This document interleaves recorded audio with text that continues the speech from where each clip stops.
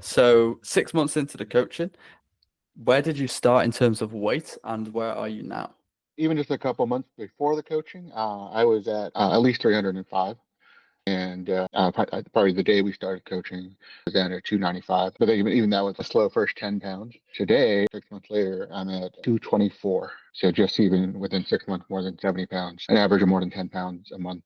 That's a crazy number because obviously we discussed this just before hitting record that the goal was 50, knowing that we can go beyond that. How has your energy been impacted by this? So 70 pounds down. A lot of people before embarking on a fitness journey talk about, oh, I don't want to ruin metabolism. I don't want to feel awful. How did your energy adjust maybe in the first month? And then how was it beforehand? How is it now? Before we started, definitely characterized my energy as very low, hard to be motivated, beating myself up for just not having even the energy to go on a walk. So my dog is literally barking at me, even after some exercise, to then be experiencing pain afterwards. It's just always felt like a struggle to just come up with the motivation or even just get over fear, whatever soreness comes after. And when we started, it was slow at first. It was probably still like that for maybe 2 more months. I only became aware that I had more energy when I took a foreign trip, first to the UK and then to Japan. That in some ways I was dreading because before such a trip would have taken a lot out of me just to get to the airport, to and from airport, just lugging whatever luggage I had. And I still brought a lot of luggage. That's a me problem. And I brought my own skis to Japan, so I was probably overpacked. But really surprised that not only did I have the energy to do it, it didn't take long to recover, even from a day with a lot of walking.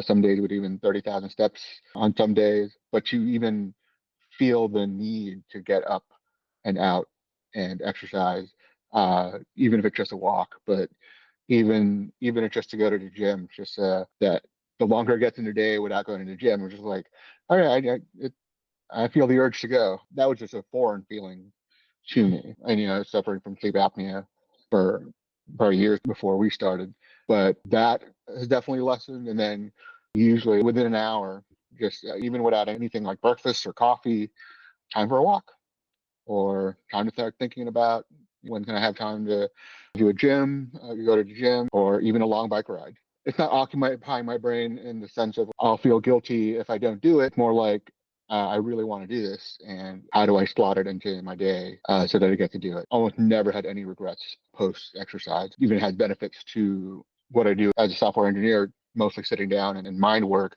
but it does seem to have that boost. I couldn't tell you how many days now where early on in the day it feels like work is being slow and stressful and a particular problem, just not getting around it. And then I decide maybe it's time for a workout midday, call that my lunch hour and just spend an hour in the gym and come back. And then suddenly the brain is flowing. I accomplished, I thought I would take 2 days in the afternoon post workout. So it's slow to see it. It's really only obvious when I just think back several months, 2 months ago, 4 months ago, 6 months ago, a year ago, and to just notice how different my day is structured. I rarely now, whereas before I would often end the day, go to bed feeling like I've somehow wasted the day for one reason or another, not necessarily physical. It could be related to work, could be related to relationships. I can't remember if I've had something like that since last year. I feel like I've done all I needed to do today, maybe even a little bit more, and ready for tomorrow. Even things like post-workout soreness, muscle soreness, that peaked the first week. It never happened again. There's rarely any kind of reason for me to not go to the gym or dread something. Mid-workout, the Bulgarian split squats might be like, I might try doing that. The worst. After I'm done with workout and hit finish on my PT hub. Sometimes you get a little star of your personal best. Yeah. Just Something you said then was really interesting to me because a lot of clients have always talked about the improvements in work productivity, in general satisfaction, how it impacts their relationships. The obvious one that I expected within 10 or 15 pounds was going to be pain. Like inflammation, we get rid of that quite quickly, especially with the diets. The way that we approach nutrition, that's what it is.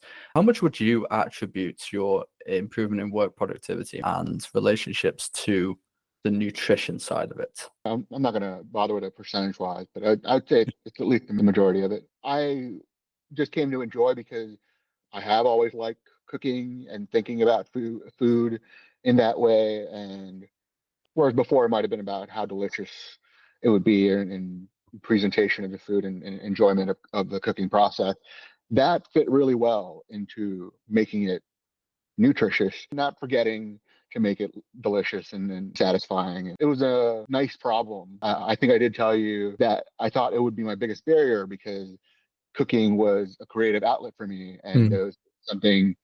It seemed like something I had to like give up. That was a core part of my personality. I've heard from many people that food being kind of a psychological medicine for whatever stresses they have in their life.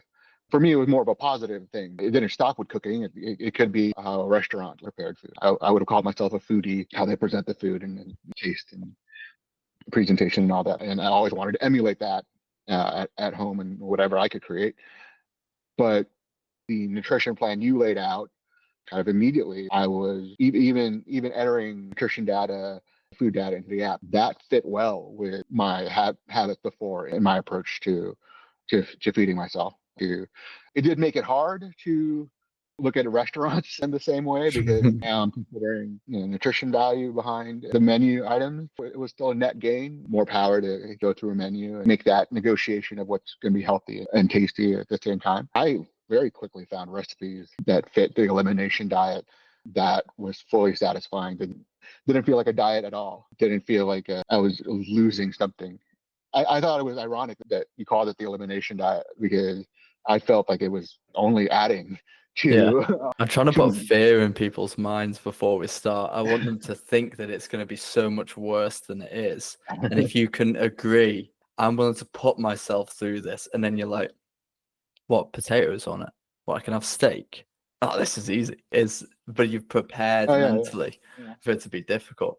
I think I truly believe the elimination diet is a large part of it because, as we discussed just before the call, I think junk food it's toxic to the mind more than it is to the body, and it is toxic to the body and how it can impact your endocrine system. There's a reason that there's an obesity epidemic, and it's not greediness and it's not lack of discipline. Because again, most of my clients are software engineers. How can you be so successful in one area of your life that required discipline, and then that just is dissipated for fitness? It's nothing to do with discipline. The minute that you started eating well, you wanted to go to the gym, and a lot quicker than I expected. I think a lot of you exceeded expectations in many ways, because a lot of what I thought was, I don't know if you remember, but I was saying that some of it would be behavioral, some of it will be metabolic, and some of it will be organization, and some of it is probably you just were told a shit plan that you have to train every day.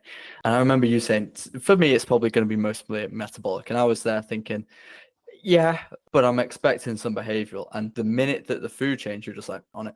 30K steps in a day. I know you're in Japan, there's a lot to see, but that is crazy. And being able to eat the foods that you want and not really think about it too much because you're hitting 30K steps I think that makes traveling really enjoyable, because you don't have to start tracking anything. You can just be like, well, I'm going to output in a way that improves the holiday, and I'm going to eat what I want to eat. One thing I did want to ask, though, is the impact on your lifestyle. I find it fascinating when you mentioned the improvement to work productivity and relationships. Has it been linear for you in the sense that, let's say, last 3 months, you already achieved quite a lot of fat loss in the first 3 months, but in the last 3 months, have you noticed quite a large difference as well? I wouldn't call it linear even for the first 3 months. At the beginning of the day, to feel like mind blocked on something, and then after a workout to suddenly feel like mental blocks are gone.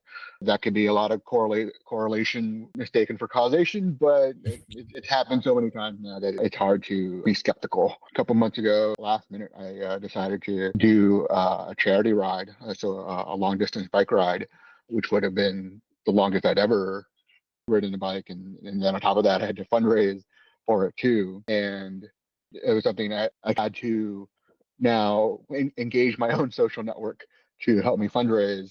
And for a lot of the people I reached out to for that, that was the first time they were finding out that I was on any sort of weight loss program, that I made any sort of progress. So when I was sharing both my commitment to do this ride and then the results afterwards, and showing some people pictures of after the ride, and telling them where I was back in October to where I was now, a lot of people were very supportive and very kind and and celebrating all those changes, even though it was never a goal to suddenly be the most popular person on our social page for a couple of days.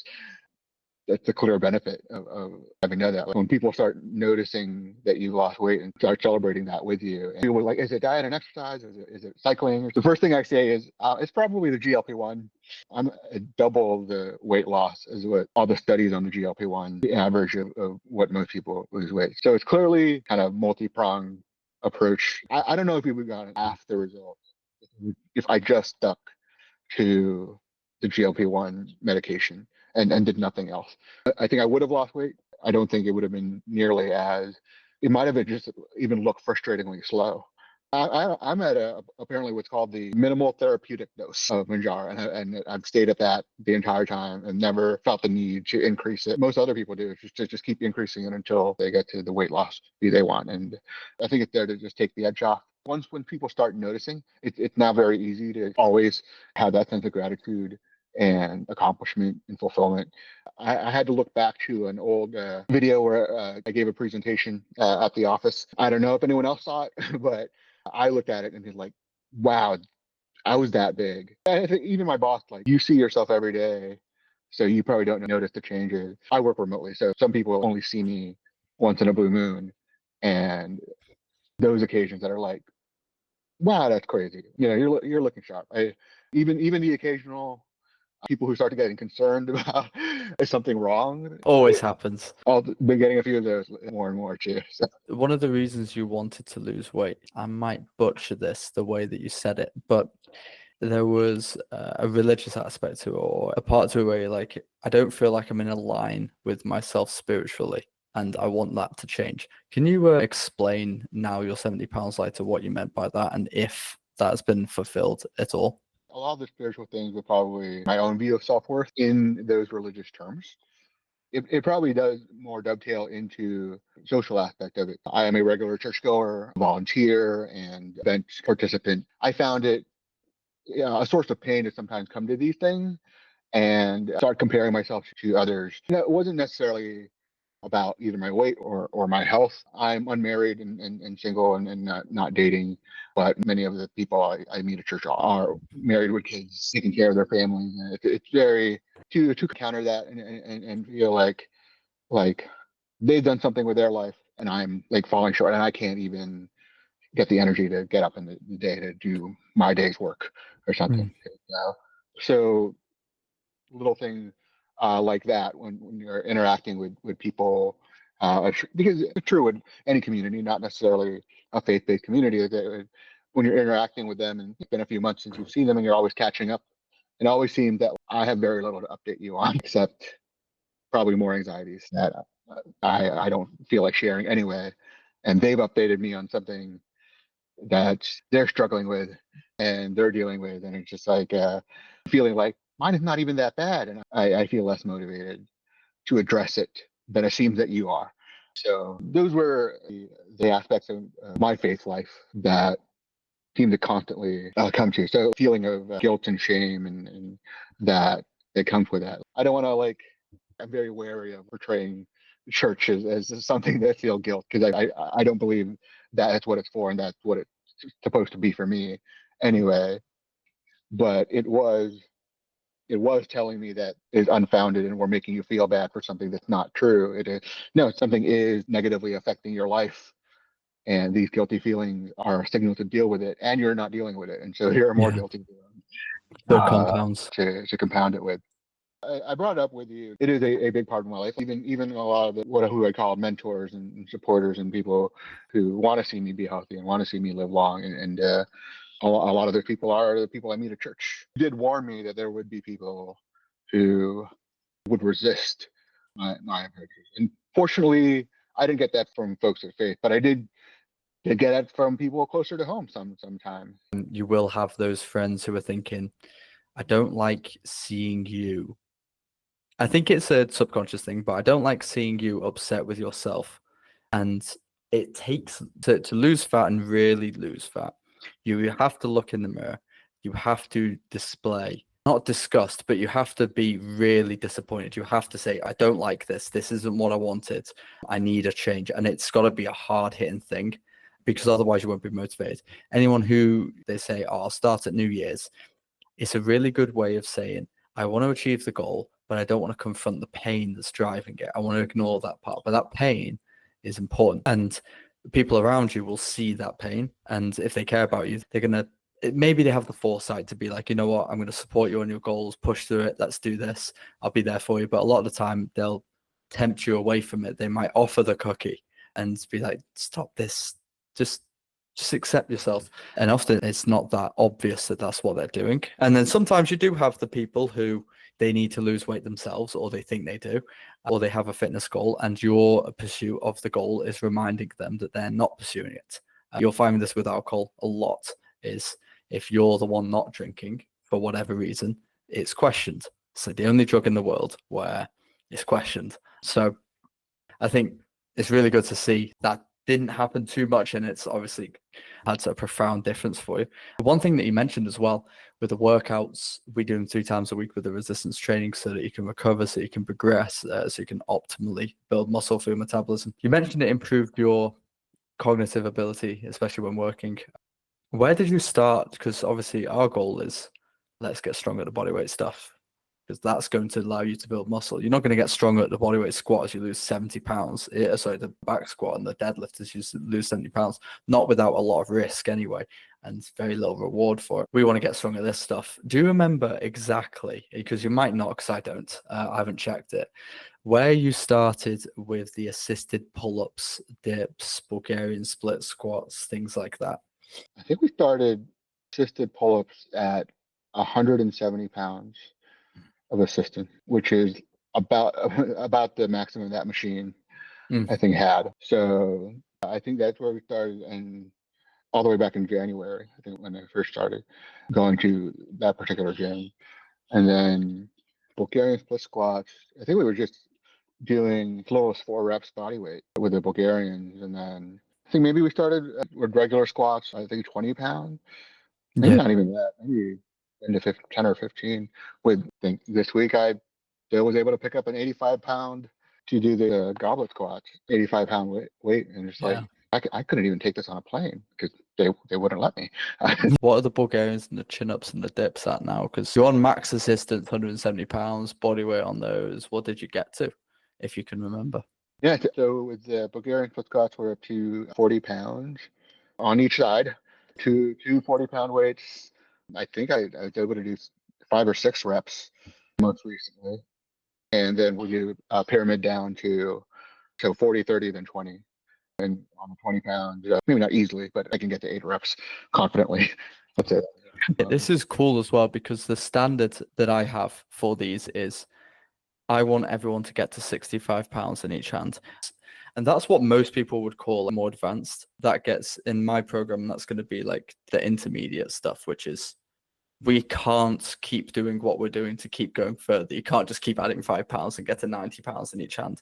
You have to change your programming up. So you're very close to that. Well, we just started dips. We're down to 40 pounds of assistance. It was just a few weeks ago. I think you had me start with 90 pounds, and that was like, oh, that's really easy. I think I knocked out 11 just on with that. Because we started with the push-ups. I think you were even able to do bodyweight push-ups when we started, which was really cool. And then we added a lot of weight over time. Did you start with the bodyweight or did you start with assisted? With push-ups, I think I started either on my knees or inclined. I think maybe that first, you always challenged me to try at least one set of body weight, and I think I could do 2. It sort of surprised me that we're going to add weights. I think I hit 10 at body weight push-ups, and maybe next week we'll be at 15. No, I want you to start adding weights. Everyone's so scared to progress. This is the thing. What you have done, honestly, going from assisted push-ups to bodyweight push-ups to weighted push-ups to assisted dips. It'll be bodyweight dips, as we mentioned before this, in a couple of weeks, maybe maximum month.